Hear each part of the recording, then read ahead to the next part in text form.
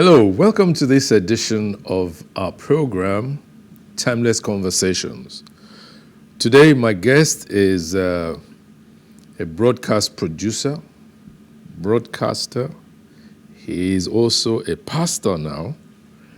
And then he's an avid sports lover, avid football fan. He is one of the backbones of the Superstars Fans Club. That's Fans of Stationaries Stores Football Club. Ime James is a producer, broadcaster, journalist, writer, and sports lover. He is one of the backbones of the Superstars Fans Club. He was formerly with the Nigerian Television Authority. He studied drama at the University of Ife. After leaving NTA, Ime started his independent production company. He produced the first fashion and beauty show on Nigerian television called New Trends. It was an overnight hit. Ime James credits Ediro and Soji Oyinsan for his grounding in television production. This background was pivotal in his decision to go solo and found his independent production company. Please welcome with me Eliashib Ime James. You're welcome. Thank you very much for having me. I didn't put the title pastor. It's okay. Because normally now it's Ime, Lekon between us. So putting titles kind of distances you. That's right. Right. Now, I recall that in those days, you were a producer on NTA, ex-NTA. So what was that like for you? Well, it was a beautiful life. I had always wanted to become a journalist when I was in primary school because I started writing for the then Crystalib. Okay. As a child journalist for the What primary school was that? I went to Tinu Primary School, Surulere. Okay. Very close to the old Kalakuta Republic. Okay. So you see my affinity with the shrine. Okay. So I had always wanted to become a journalist. So from my childhood, I would go to the newspaper stand and I would read Punch, read newspaper. As a child, even before the war, I was reading Drum magazine. Okay. That's to tell you how far I had, and that shaped my opinion and my mindset. I was able to follow what was happening around. So when I grew up, I did a few courses in Ife. We were doing training in dramatic arts. And, so we had this drama group at the National Museum that was called Gongon Cultural Artists. Okay, that's where you and Tunde Election Lawyer connected. Yes. I was Tunde's director. Yes. You know, we used to call him Spin Round. Yes. So Soji Oyinsan and Ediro came to the museum to look for, I think, to ease themselves out. And this was 1979. And they met me directing my people. And it was so professional the way I was doing it. Yeah. I had read about the director's cigar. The director's cigar was on film. Okay, but I brought it down to the stage. So stage, yes. I would look for cigar, not cigarette. I look for cigar, light it, and as I'm puffing, I'm telling no, move it this way, move it. So they came and they saw me and they were so impressed about this young man that is doing. So they invited me to NTA. I got employed. And it was a beautiful thing because I got involved in so many training. It was at NTA that I went to Times Institute of Journalism. Okay. So this it was a beautiful time with me. But in those days, production was a lot more hands-on. Yeah. Equipment were minimal. Yes. Right. A great deal of a great deal of your intellect. Yes, intellect, intuition, and all of that. Yes. These days, do you still get involved with production? Not so much these days because my hands are really, really full. Yeah. However, as the media communication head of Christ Embassy some years back, yes, I had the honor of establishing the newsroom, the news agency. So I was involved in production. But even at that time, between that time and now, production facilities has also evolved. Yes. Tremendously. Again, when it comes to the technicalities, directing and all that, of course, I'm hands-on. I know what to tell you. I know what to do. But in terms of technically handling the cameras, in those days I could handle any camera. Yeah. I could edit on any platform. But today many platforms are there, and because of my pastoral responsibilities, I do not have time to do all that now. Okay, pastoral responsibility. Was that why you left NTA?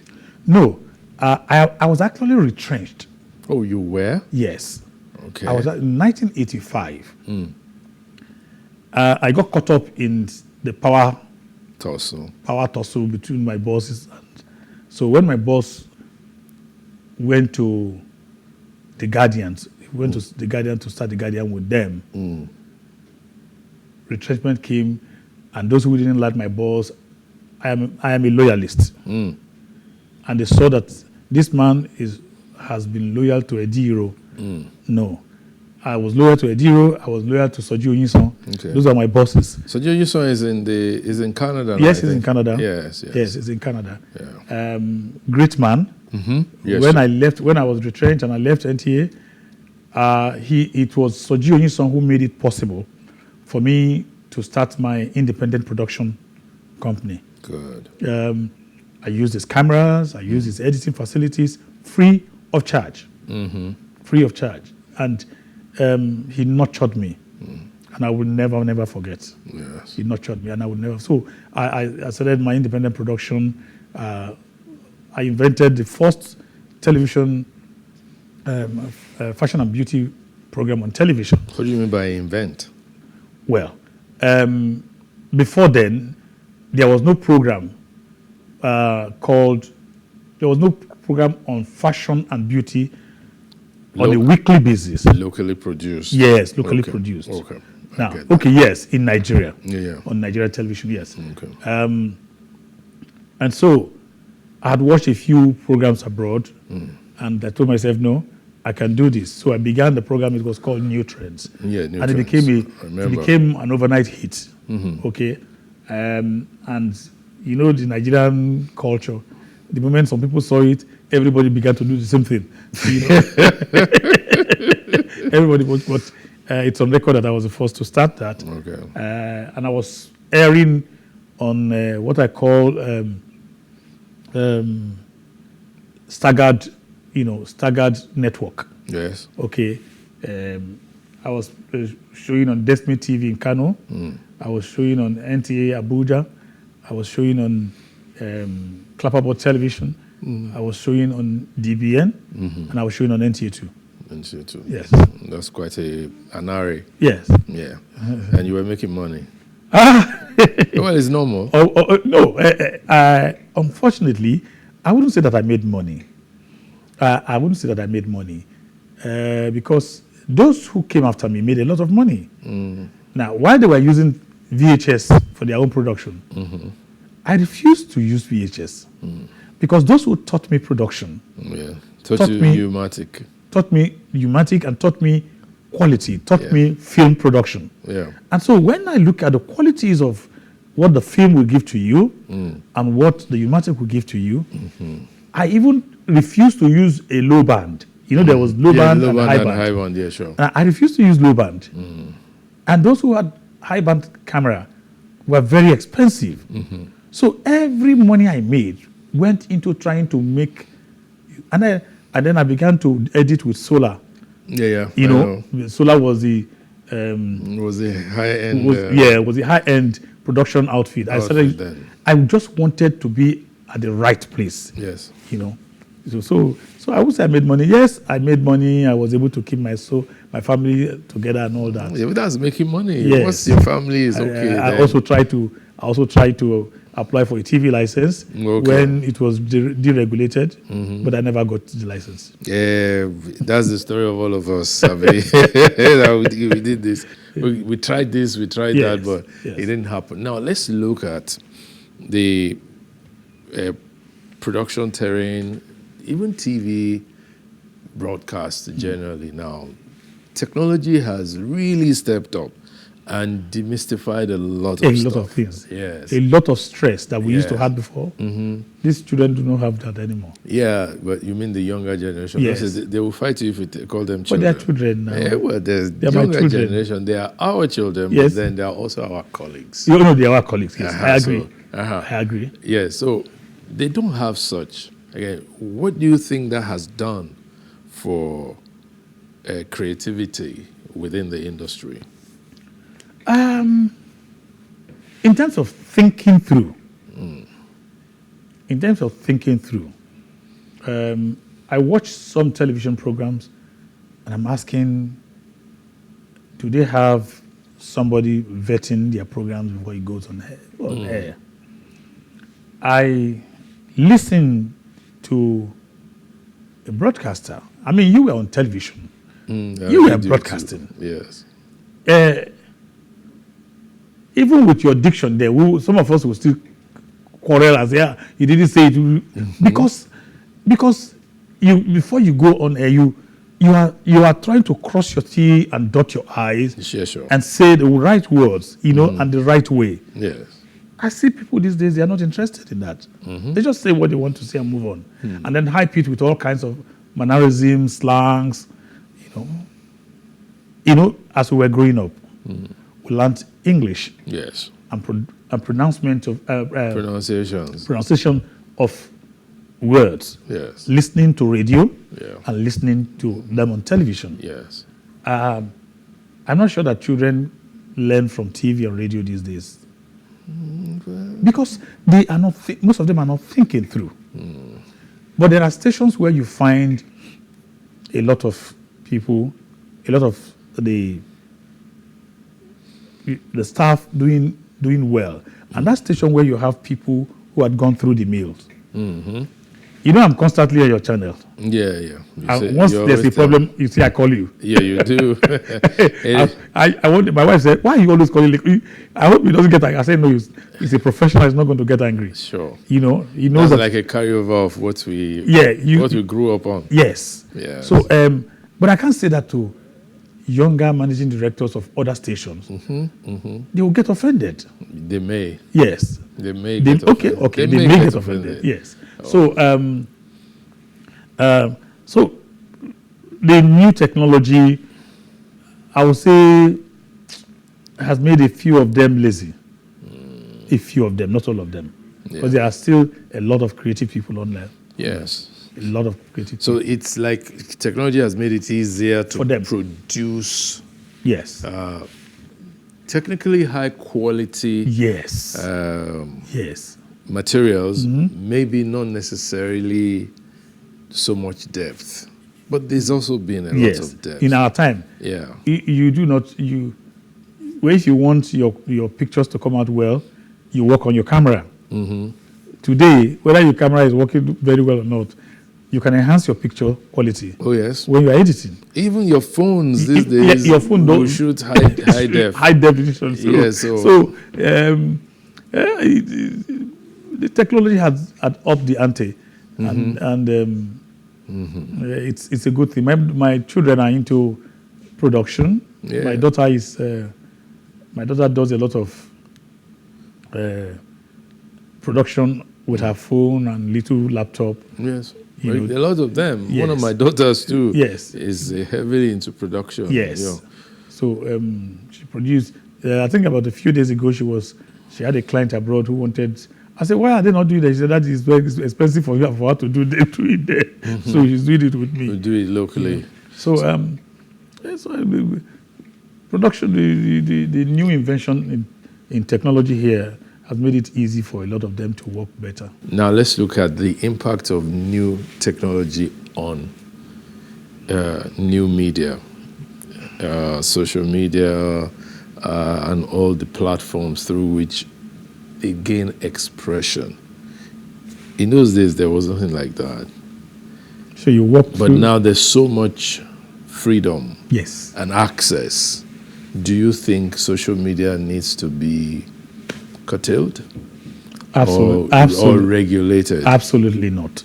Absolutely not. Absolutely not. So why? How then does society deal with it? Let me say this to you. Mm-hmm. You know, even abroad, they used to regulate the media a lot. Mm-hmm. After a while, they couldn't do that anymore. Mm-hmm. Because as things evolved, it became difficult for them to even monitor it. Mm. How many millions are you going to monitor online? So, what we could do is to put restrictions to the kind of language that you use on public media. Yeah. The kind of pictures that you show on public media. Share. That you can share. You can put a rule and say, if you must do nude or whatever, then it must be a closed circuit. Yeah, but then, sorry to butt in, but then there are laws, defamation laws, there are other laws that guide the sharing of information and all that. Why should there be new regulation? Shouldn't just there be enforcement of that? Of the existing laws? Who is going to enforce the law? Whoever is aggrieved should go to court. This word again. It's happened. This word again. Yeah, go to court. You go to court. We would come to that because I know you are politically involved, right? Yes, you go to court. Yes. You don't have to. How do you put it now? You don't have to say people can't say whatever they feel like saying. They must be ready to bear the consequences. Mm-hmm. No. My point is this: if people go beyond the limits, yes, there are consequences. There are laws, like you have said. But those who are supposed to implement those laws are lawbreakers themselves. And I'm asking, he who must come to equity must come with clean hands. Yes. And then you cannot choose and pick who you prosecute and how you prosecute them. Yeah, there's a point in that. And again, and I think that there's undue interference with the visual media and the audio media. Because the newspapers are writing, social media is awash with all kinds of stories. Okay? All kinds of stories.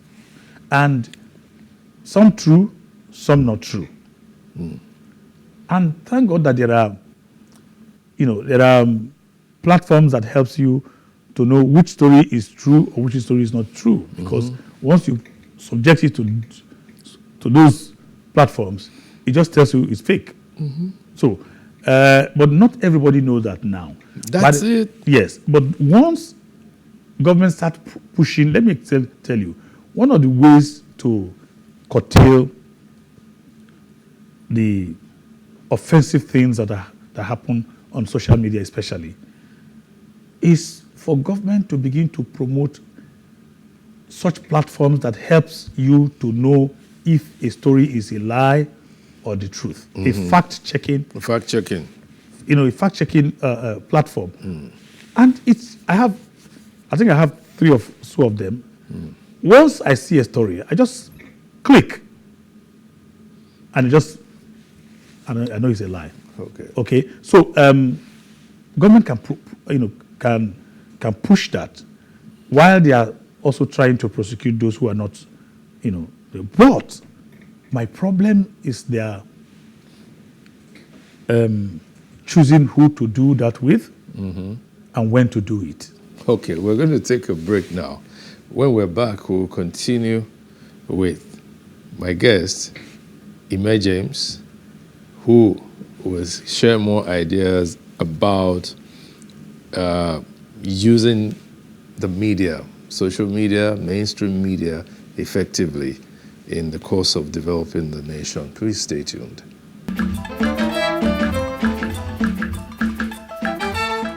Welcome back to Timeless Conversations. My guest is Ime James. He introduced Eliaship to us when he became a pastor. I will ask him about that later.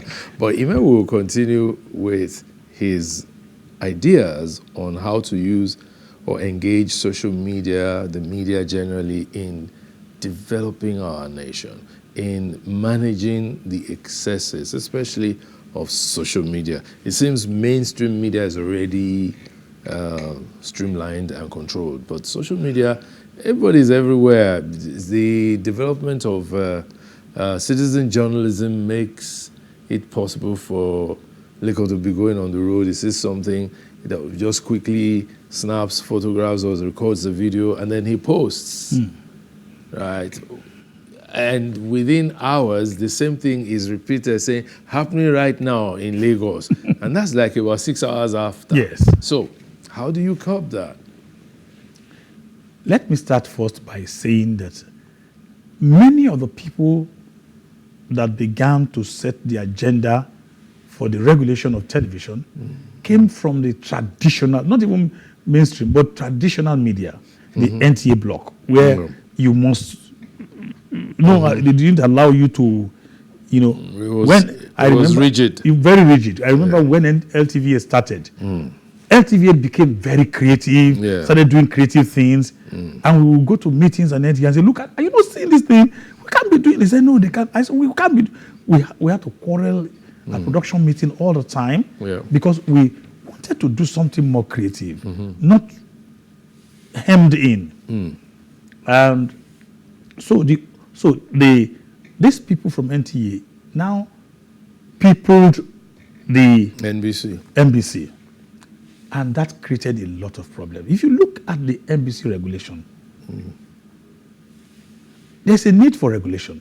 But what you see there is an overkill. And that has given vent to social media. So while you're trying to regulate one bit, it breaks away into another bit. And you can't stop that. The social media is a global It's a global phenomenon. Yes. Yeah. And so it's going to be difficult for you to I hear they want to ban Twitter, they want to do this. But when you abandon Twitter, people, we were on Twitter doing what they were doing. Because there's always a way to break it. Sure. Okay?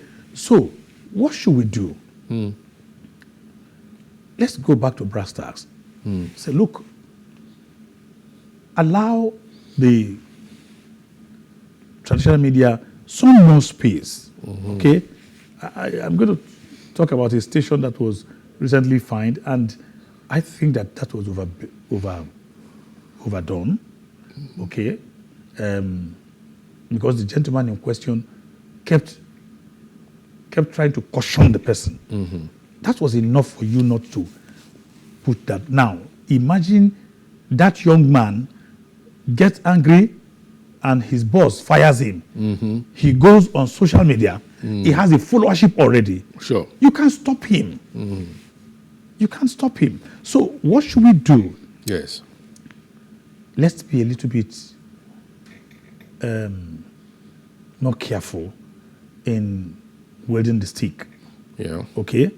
And then for the social media, put up rules and say, no, you can't go beyond this. You can't go you must not produce if you put things that engender national unity and cohesion. Yeah. Beautiful. Okay? And then you reward people who do that. So there should be a reward system where you reward such people and they are able to, once others see that they are getting rewards. Yes. For promoting national unity, for promoting responsible act on their media. Yeah. They will start gravitating towards that because everybody, yes, we want to make name, but we also want to make money. Yeah, sure, certainly. And you want to also have some measure of recognition. So can we introduce a reward system? Okay? For compliance. For compliance. So this punitive measure, it has not worked. You know, I always tell people that I am Okonogba Jesu. Now, what that means in English, simply a tout that accepted Christ. So, you know, what happened? My mother was tough. Tough. Yes. I leave that for later. But, you know, and the tougher she was with me, the tougher I became. So, I think, seriously, that if you put the reward system, it will help the people. It will help. If I get certification and all that for what I did, government gives me certification, Lagos State government gives me certification, you know, whatever state government gives me, where I am giving certification for doing this, for doing that. And I am posting all my certificates everywhere. First, my buyers online want to come to me because they see that I have a name. Yes.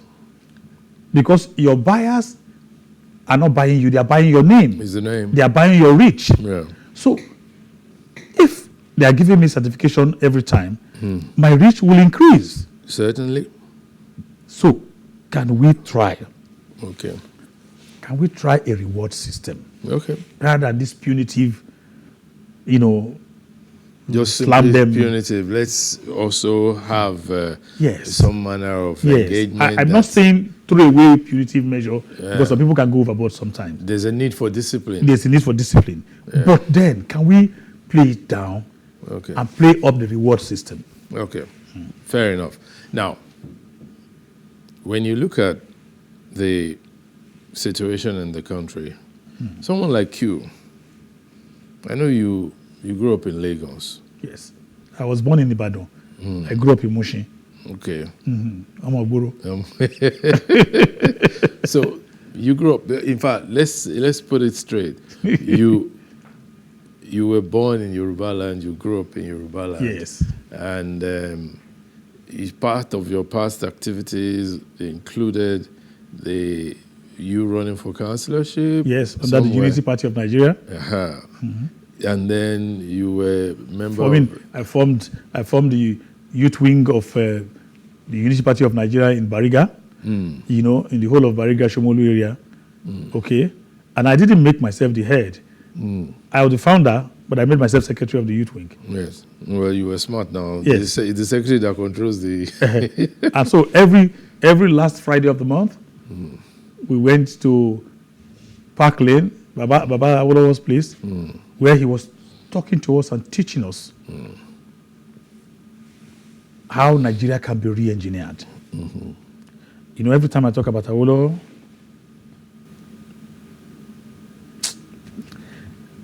you know, we have messed up this country. How Nigerians can allow Awolowo die without ruling Nigeria?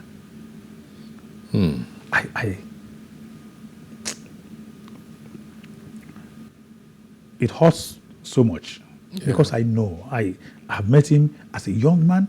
I've listened to him. If Awolowo were to rule Nigeria for 1 year, 1 year, it would have been, Nigeria would not be where we are. Probably that was why even Emeka Ojukwu called him the best president Nigeria because never he knew what we were. See, with all the shenanigans of the old political order, Awolowo going to jail, it was all because they were scared of him. They knew he was going to change the status quo. They knew he would not allow many of them. I'm not afraid to say it. The northern oligarchy, the status quo in the south, just didn't want to leave their feasting on the cake. And so they deprived the light that God sent to Nigeria.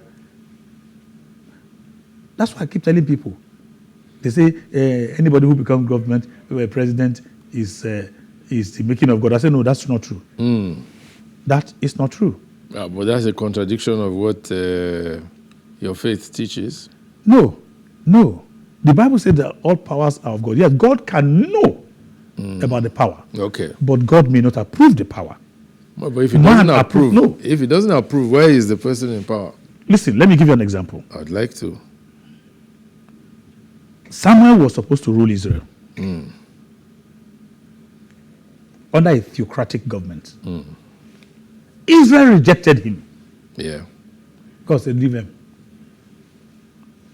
Was that God? It gave them what they wanted. Without playing on semantics, from your answer, it was God. Because you said it's not semantics. No, you said God said because God leave is them. Let me tell you, God is an impartial God. After what happened with Lucifer, God allowed man to start thinking and reasoning for himself. And it was in his process of not wanting to gag. We were talking about gag before. Gag, yes. Angels were gagged. Yeah. Angels were like soldiers, zombies. Worship, war, worship. But it didn't work. So God decided not to be over protective. Man still failed. Yeah. Are you getting what I'm trying to say? I'm following you. So man, and I always tell people that man is the architect of his trouble. True. So when people say, God, Ọlọ́run gbà wá, I say Ọlọ́run ti gbà yín, ẹ̀yin kẹ́ gbára yín. God has saved you. You are the one that must save yourself. Yeah. Okay? So God allowed Saul to take over.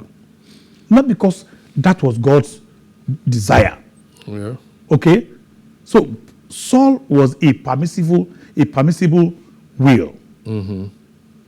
Not the perfect will of God. Are you following what I'm trying to say? Fully. Good. Fully. So I say this, that all powers that come are not necessarily of God. Okay. See, let me give you an example. If somebody were to kill everybody, shoot down everybody, create problem everywhere, and became the president of Nigeria, you know he did all that. Yeah. You know the person rigged the election. You know the person displaced things. And he won. Yeah. Is God involved in deceit? Is God involved in deceit? I think we will have to set another time to go fully in this, because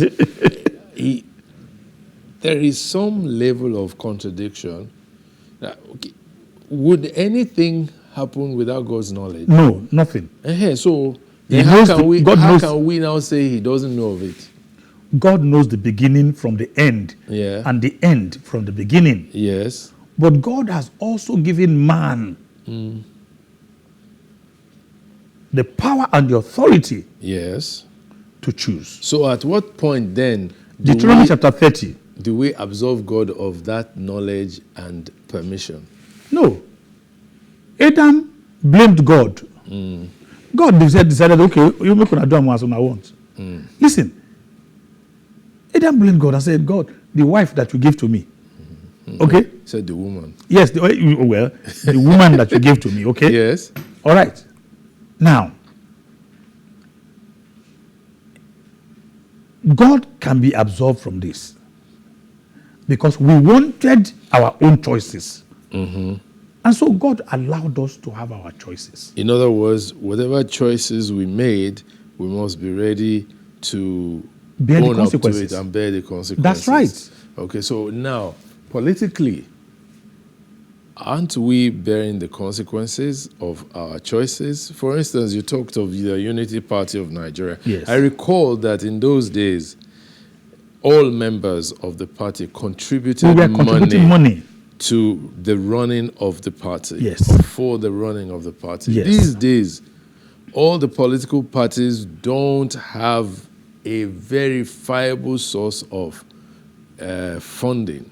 You don't draw me back to, I went into a mood when we started talking about Awolowo. We'll get out of it again. Yes. Now, the point is, yes, I said that a man came before his time.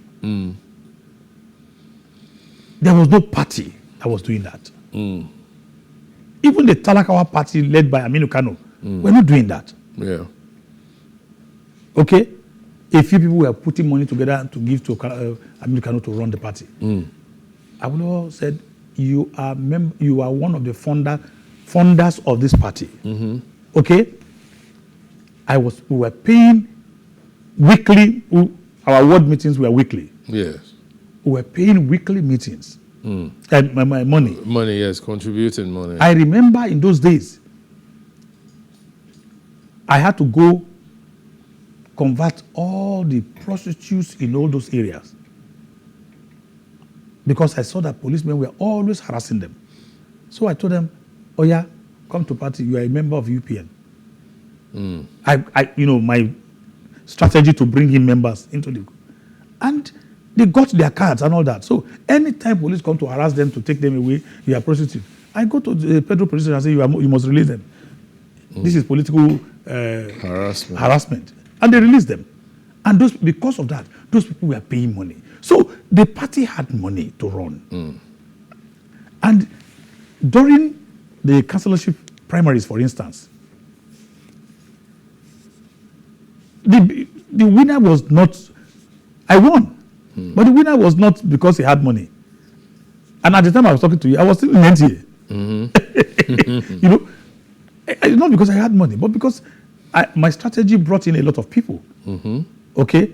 So the point I'm making is that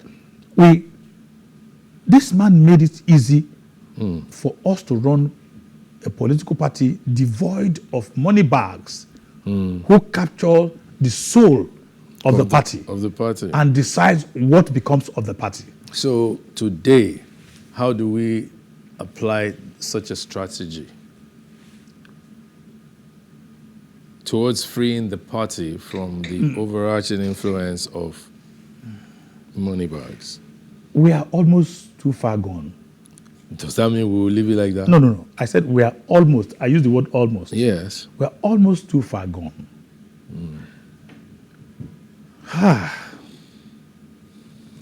Poverty is a weapon to deal with. Listen, poverty is a weapon to deal with the poor. I also read that it is a state of mind. Yes. Yeah. It's a state of mind. Yes. But those who weaponize poverty know that poverty is a state of mind. So one man of God said that the poor is wicked. Okay? Why is he wicked? Because he wants to get. So he does anything to get what he wants. Once you make it difficult for people to have, you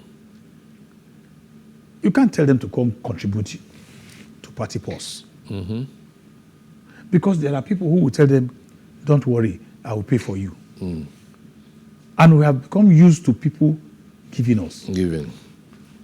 That's why I said we're almost too far gone. Okay. So, but it can be changed. The rules can change it. Yeah. Just like the beavers was expected to be a game changer. Indeed, a game changer. It did. We will improve on it. Okay? Litigations and all that will make us improve on it. Yes. Because let's not throw away the baby and the bathwater. The bathwater, yeah. It was a great initiative. Okay. But man, in his wicked craftiness, will always, especially politicians. When I see people commenting about beavers and the political thing on TV, and I will be laughing. My wife says, why are we always laughing? I say, because these people are they don't know politicians. They don't know the way they think. They don't know the way they reason. The moment you are putting something in place, under 1 week, they know what to do to circumvent it. They're always looking for the point of least resistance. Yeah, but you see, let me tell sometimes you why. unseen. Let me tell you why that happens. Because those who fashion those things are not politicians. They are academicians. Yeah. They are technical people. They are members of the academia. Listen, you need a crooked mind to stop a crooked. You mean a cunning mind? Well, a cunning mind, yes. Yes. Let me explain to you. Somebody said something one day, and I don't want to mention the name of the state. No, there's no name. Yes. But the person, that governor came to that state and changed the way the IGR comes in. Because he himself, he knows what to do. Yeah. So he came in there and changed it. And so the IGR of that state improved. It improved. And it's still improving. Yeah. Okay? So, going forward, get straight-minded politicians who know the crooked ways and to tell you what to do with the beavers. I know what to do with these beavers and it will work. Okay. All right. Thank you. We'll take another break on the program. When we're back, Ime James continues sharing his ideas with us, and we'll be going to his childhood in Lagos and the situation we're facing now in the country. Stay tuned.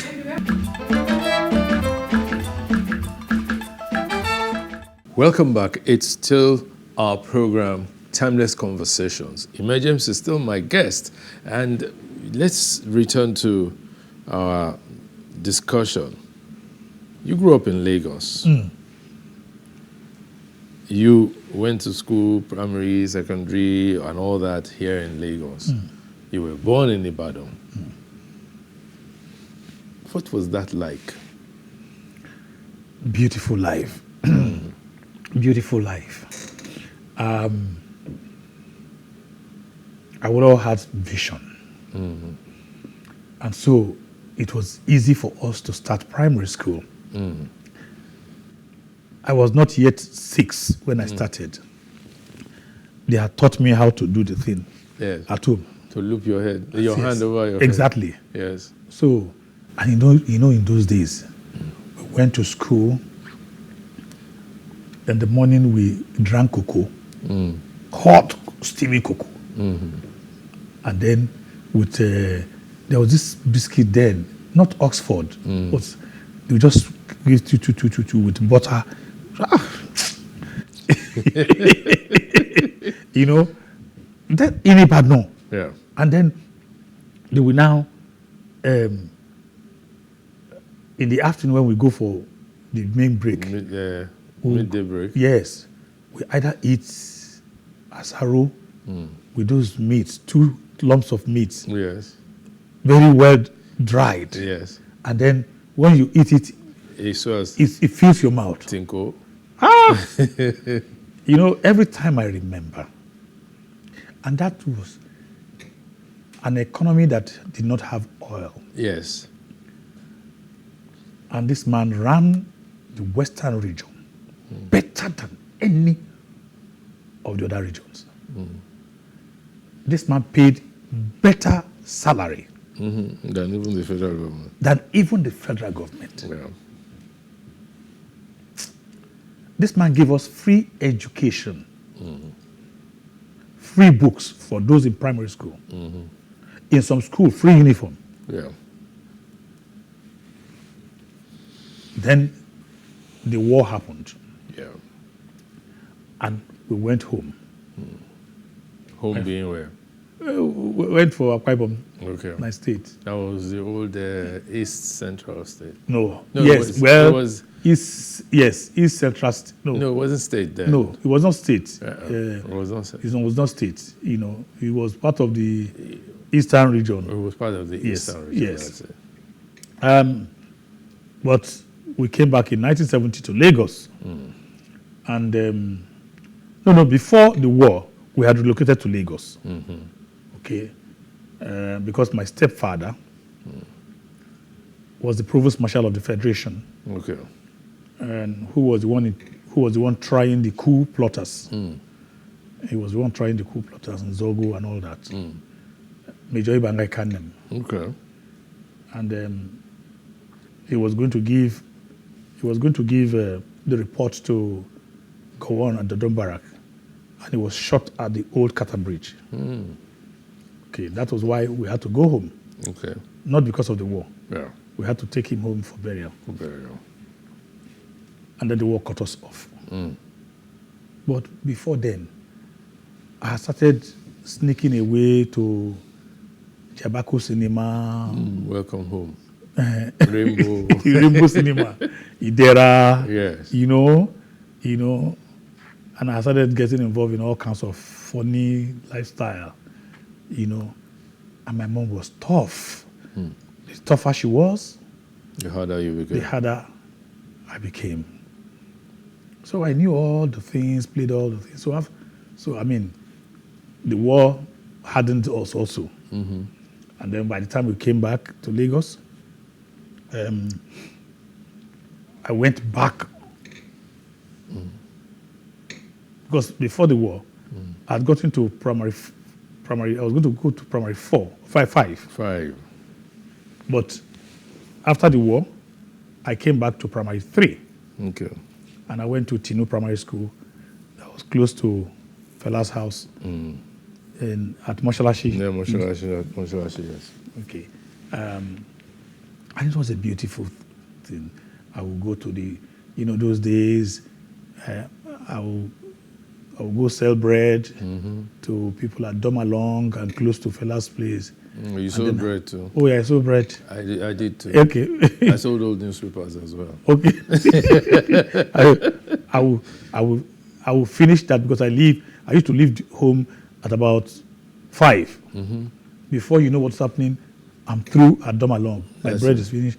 I'll put the money in my pocket and I'll go to Idioro and jump on it. I was a conductor.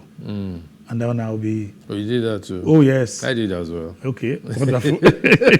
From Idioro, those days, at that time, there was no bridge. The bridge was just being built. Yeah. And, you hear in Idioro, Jegunle, Lusobo. We would go straight to Jegunle, until one day my mother caught me. I will quickly come back. Once it is 7, I've run home, put on my uniform, and I'm in school. And I have extra money. Yes. So one day my mom was going out very early. She was going to see her junior sister who lived in Ajegunle. And here was the song. Jegunle. When I saw my mom, I quickly ran the driver because the driver knew my mom also. Yeah. My mom didn't say anything. She didn't say a word. She just entered. The driver greeted my mom. My mom didn't answer her. I couldn't ask my mom for money. I froze. I couldn't ask my mom. I didn't know what to do. I stuttered until we got to Ajegunle. When my mom got down, when she wanted to go down, I ran down. And then she just went to the window and threw the money at the driver and left. They were saying those days, Iaje, Sonoba.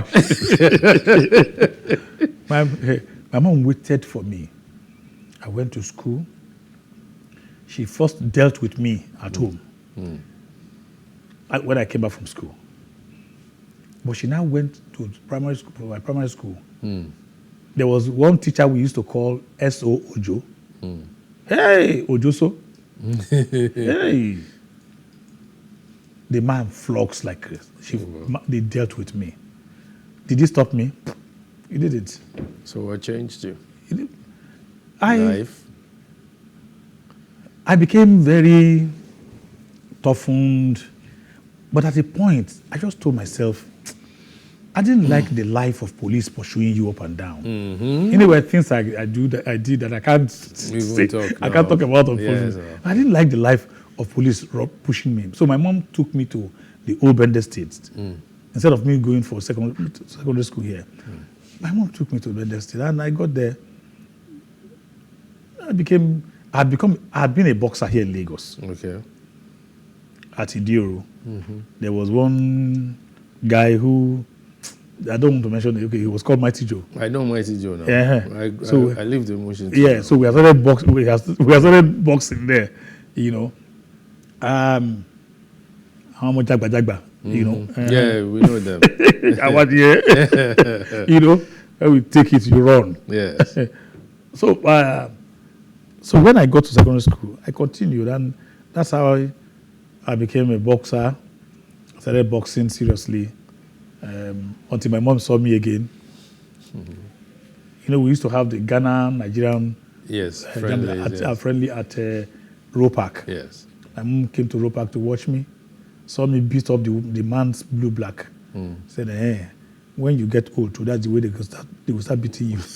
And she stopped me from boxing. Yeah. That's how I stopped boxing. Wow. So, but I had told myself I didn't want to live a rough life. Okay, so was that what now pushed you to become a football fan? Or No. Since my days in Mushin, I've been a store supporter. What's wrong with all of you store supporter? And I asked that intentionally. Yes. Because at least I know about 4 very close friends, yourself inclusive, yes, right, who go like that. Yes. About stores. What's about stores? Stores is a religion. How? Emma forte baun to darajeo. Emma forte baun to darajeo. Gbogbo wa lore Adibaju. Yes. Gbogbo wa lore Adibaju. Yes. Emma forte o. You know why? Yes. Because we didn't have money. Okay. And they were dealing with us. And we didn't have money and the supporters will contribute money. And I can't forget, I think it was Muda Lawal that came to play for us one day from shooting. And they collected the car to give to him. They collected the car? Yeah, the shooting give to him. Yes. And we told him, don't bother yourself. Mr. Anonymous came the next with a brand new vehicle. We buy fans for them, buy TV for them, but people will just buy things for the players. That was stores. And that's still the way we think. It has affected me. How? If I become close to you now, and I come to your house regularly, and I do not see certain things in your house, I'll just buy it as a gift and give to you. Okay. So it's like a culture that has grown. I don't want to use the word cult. Okay. Well, there's cult in culture. Yeah. Okay. So, but I don't know how. I can't support any other Nigerian football team. It is not possible. Talking about that, the Nigerian football scene seems to be gathering some what? Some growth now. Until government, especially Lagos State government, helps us to come back to. You won't see the presence of fans. You won't see the fire that you are seeking. Really? Yes. Our global president, Adebayo Oluwaki. Yes, he's one of them. Yes. Help to re-engineer us, and we came back in 2013. Yeah. Stars came back in 2013 on the first day of our match after we have been off the radar for about 13 years. First day of the match at Onikon, 7,000 supporters. 7,000. Yes. They have never seen that. I always wonder, I'll say, kilo of people. Yes. What's wrong with these people? Yes. 7,000. Because we played beautiful football. We beat Flamingos. Yes. In Lagos. Yeah. It's stationary stores. Awolowo. But I get plenty more. I would do. Especially that goal, Wole. Yes. When it's about ending. We must score. That's just a tradition. We must score. You don't. I don't know how it happens. When you start hearing goal, Wole, you see our players. They'll be playing as if they were injected with something. Before you know what's happening, the goal is in there. So now, having established this. Sorry, I was getting a bit. No, it's okay. A bit animated. We'll be going soon. So having established that level of followership. Yes. How do you think football, sports development, but football especially, can be brought back to be a sport that people locally look forward to watching? The first thing is to change our strategy. Okay. In Lagos, for instance, we have 37 CDAs, isn't it? 37, yes. Yeah, 37 and 20 local governments, yes. A new law domesticates football clubs in the local governments. So the local government has a club and is funded by the local government. Okay. Allow the local government. Sorry, but you talk about the need for government to be outside of sports administration. You need to first help the situation before it becomes a culture. By the time it's established, no businessman wants to go into a venture that he cannot make money from. So government must initiate that first. Okay. At least for the first 10 years, and then ease out. Okay. Okay. Now, once that happens, so Ikeja United or Island Boys, Campus United, yes, Agege United, yes. Before you know what's happening, the TV rights is there, advertising is there. They will not be competing.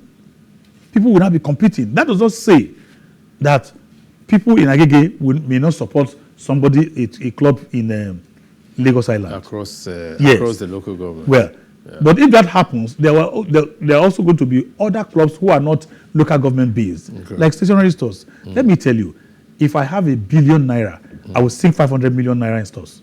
Okay. Well, you just met him.